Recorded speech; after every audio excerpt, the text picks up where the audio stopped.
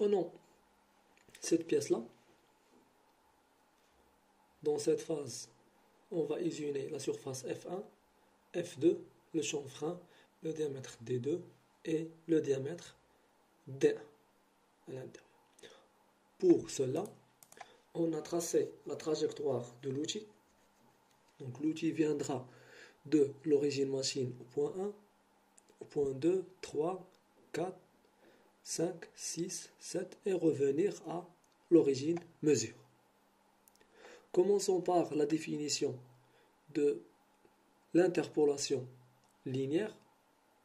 Est-ce qu'on va utiliser l'interpolation linéaire avec la vitesse rapide G0 ou bien l'interpolation linéaire avec la vitesse programmée G1?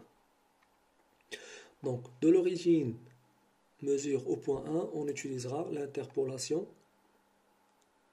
rapide G0. Du point 1 au point 2, on utilisera l'interpolation linéaire à la vitesse programmée G1. La même chose du point 2 au point 3. Aussi du point 3 au point 4. Aussi du point 4 au point 5. La même chose pour 5 vers 6. Aussi pour 6 vers 7. Et du point 7 vers l'origine mesure. Du point 7 vers l'origine mesure, on utilisera la vitesse rapide G0. Voilà. Donc voici notre outil. Donc on va prendre ce cercle qui représentera notre outil. Donc notre outil, si vous lancez les unages, notre outil viendra au point 1, comme ça. Elle va descendre au point 2,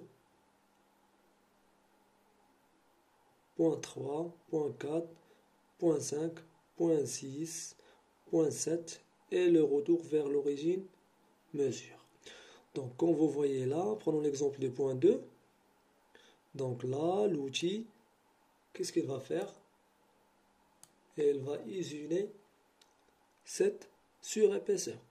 Elle va l'enlever. Ça veut dire que toute notre pièce sera mauvaise. Dans ce cas-là, il va user toute cette partie-là.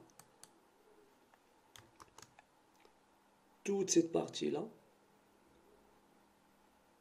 Voilà. Donc, qu'est-ce qu'on doit faire? On doit faire une correction de l'outil qui permettra de prendre en compte le rayon de l'outil. Cette correction permettra de décaler la trajectoire de l'outil, par exemple du point au point 1, il va la décaler d'une valeur égale au rayon de l'outil, qui est stocké en page outil à l'adresse R, ce qui rendra possible de programmer directement les codes définissant le profil de la pièce. Voilà, donc, quand on fera une correction de l'outil, l'outil passera par le point 1, le point 2, le point 3, le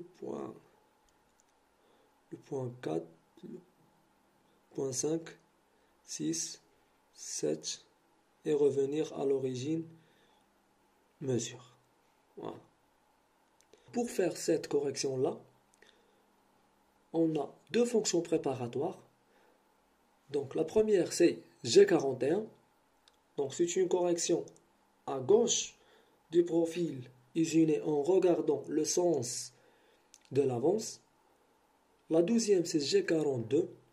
C'est une correction du rayon de l'outil à droite du profil à réaliser en regardant toujours le sens de l'avance. Prenons l'exemple du point 4 par exemple. Voilà, du point 4. Donc là, l'outil a un avance de cette direction-là, de ce sens. Donc, on met nos yeux ici. Voilà. Donc, comme vous voyez ici, on a le profil à réaliser et l'outil qui est à gauche de ce profil. Donc là, on utilisera pour le point 4 G41. parce que l'outil se trouve à gauche du profil à réaliser. Donc le décalage de la trajectoire est appliqué en fonction du sens de parcours ou bien de l'avance.